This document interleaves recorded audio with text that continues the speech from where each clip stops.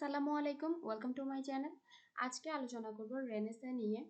শুরুতেই বলে রাখি, রেনেসা কিন্তু ইংল্যান্ডে ফার্স্ট আসেনি, ইতালিতে এসেছিল।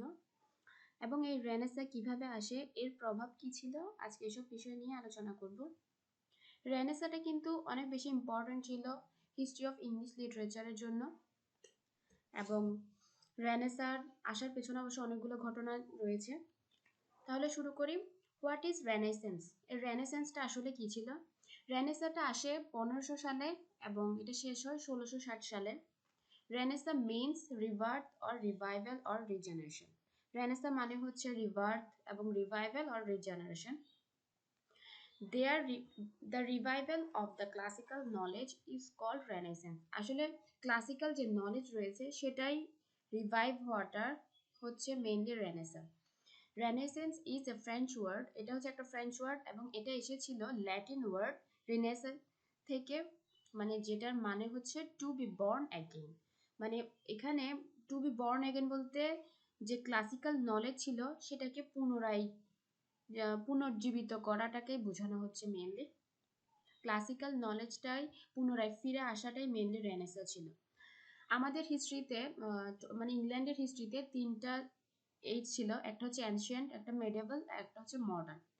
অ্যানশিয়েন্ট টাইমটাতে কিন্তু ক্লাসিক্যাল লিটারেচার বা ওল্ড ইংলিশ লিটারেচার যেটা ছিল সেটার অনেক ইমপ্রুভ হয়েছিল, কিন্তু যখন মিডল ইংলিশ পিরিয়ড আসে তখন কিন্তু এই একটু গ্যাপ চলে আসে, তখন তেমন কোনো উন্নতি হয়নি ইংলিশ লিটারেচারের এবং এই এজটাকে ডার্ক এজও বলা হয়েছিল।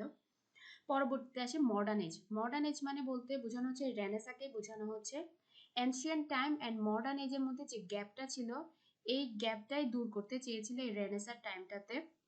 কারণ যখন মেডিভেল টাইম ছিল তখন চিন্তা করা হতো যে ধর্মীয় ব্যাপারগুলোকে বেশি প্রায়োরিটি দেওয়া হচ্ছিল, মানুষকে বাদ দিয়ে রিলিজন, তারপর চার্চ, এসব কিছুর ইমপ্রুভমেন্ট মানে বেশি প্রাধান্য দেওয়া হচ্ছিল।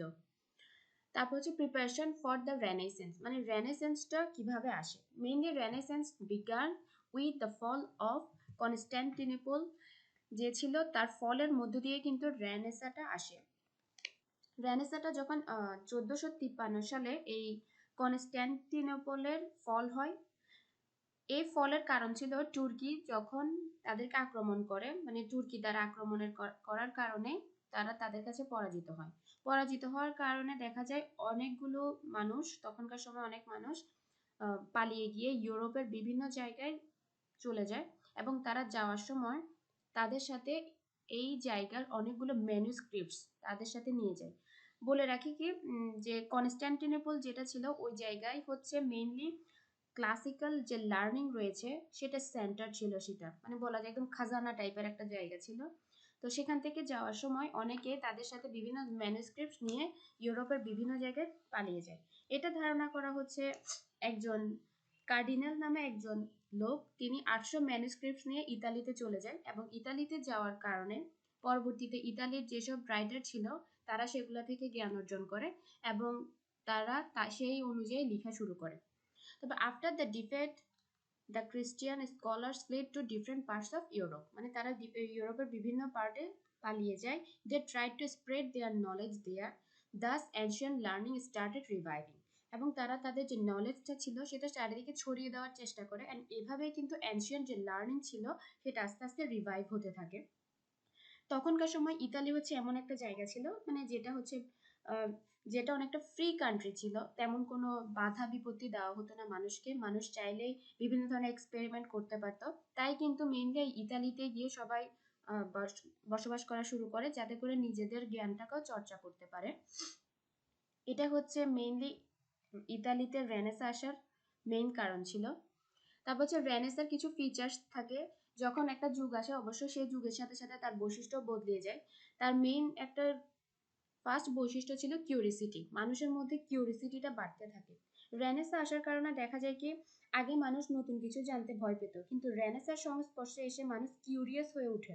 অদম্য কৌতূহলে তারা প্রাকৃতিক যেসব রহস্য আছে সবকিছু বের করতে শুরু করে এবং অজানাকে জানতে শুরু করে, মানে একটা তাদের মধ্যে কিউরিসিটি বাড়তে থাকে।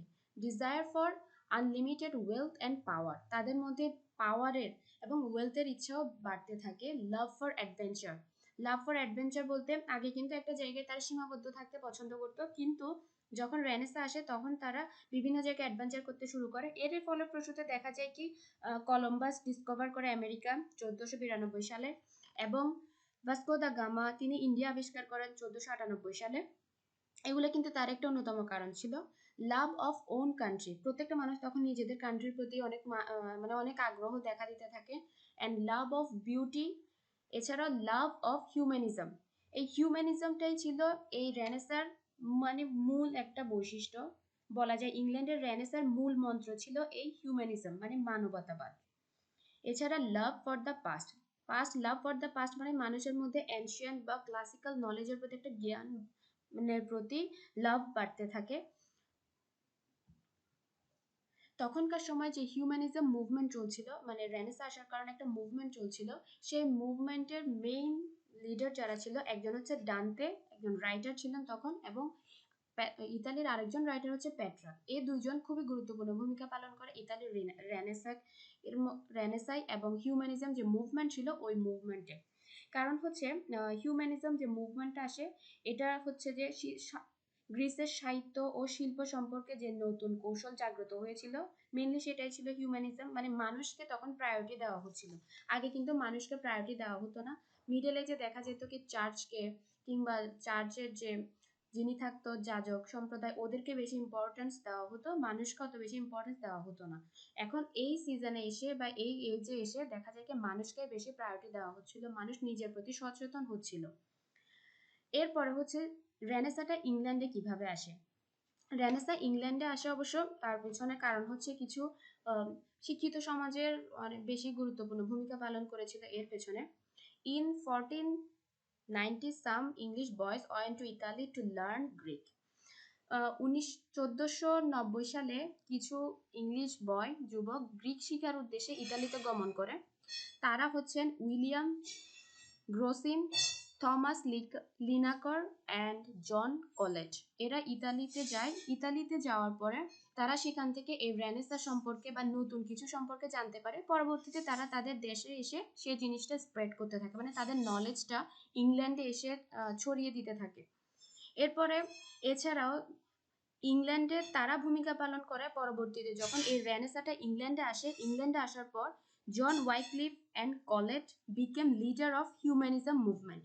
জন ওয়াইক্লিফ এবং কলেট যে ছিল তাদেরকে বলা হয় এই মানবতা আন্দোলনের, মানে তারাই ভোরের শুকতারার মতো, অনেকটা মর্নিং স্টার বলা হতো তাদেরকে এই মানবতা আন্দোলনের।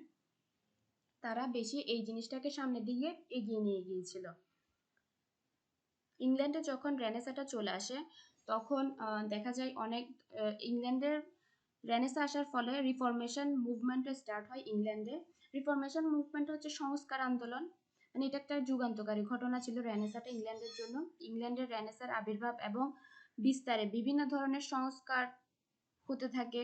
এছাড়া মানুষ বিভিন্ন ধরনের যে আগে যে রোমান ক্যাথলিক চার্চ ছিল সেটা রিফর্ম হয়ে প্রোটেস্ট্যান্ট চার্চে পরিণত হয়, এবং সোশ্যাল, রিলিজিয়াস, পলিটিক্যাল সব কিছুতেই একটা চেঞ্জ আসতে থাকে। মানে আগে সবকিছু মানুষের ফেভারে ছিল না, কিন্তু আস্তে আস্তে সবকিছু সাধারণ মানুষের ফেভারে আসতে থাকে।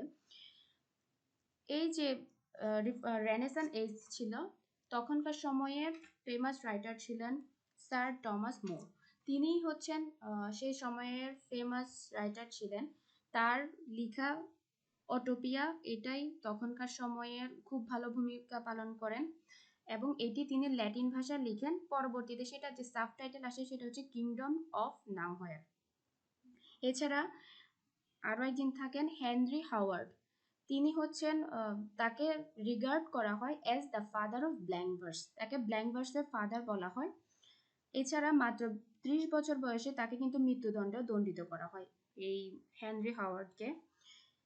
আরও অনেক রাইটার ছিলেন যেমন জর্জ গ্ল্যাসকোয়েন, টমাস স্যাকভিল, এরাও কিন্তু সে সময়ের ভালো রাইটার ছিল। তারপর হচ্ছে নিকোলাস অ্যাডল, তিনি তার নিকোলাস উডাল যে ছিল তিনি তার নাটক রালফ রয়েস্টার ডোয়েস্টার এই নাটকটি রচনা করেন, এবং এটা উনি ক্লাসিক্যাল মুডে কমেডি রচনা করেন। এটাকে মনে করা হয় যে this drama is the first comedy written in classical mood. এই ড্রামাটা ক্লাসিক্যাল মুডে তিনি কমেডি রচনা করেছিলেন। এটাই হচ্ছে ওভারঅল রেনেসান্স পিরিয়ড। এবং রেনেসার ফলে ইংল্যান্ডে কিন্তু অনেক বেশি উন্নতি হতে থাকে, মানুষ সচেতন হতে থাকে। আশা করি বুঝতে পেরেছেন। আগামী ভিডিওতে এলিজাবেথেন এজ নিয়ে আলোচনা করব। ধন্যবাদ সবাইকে।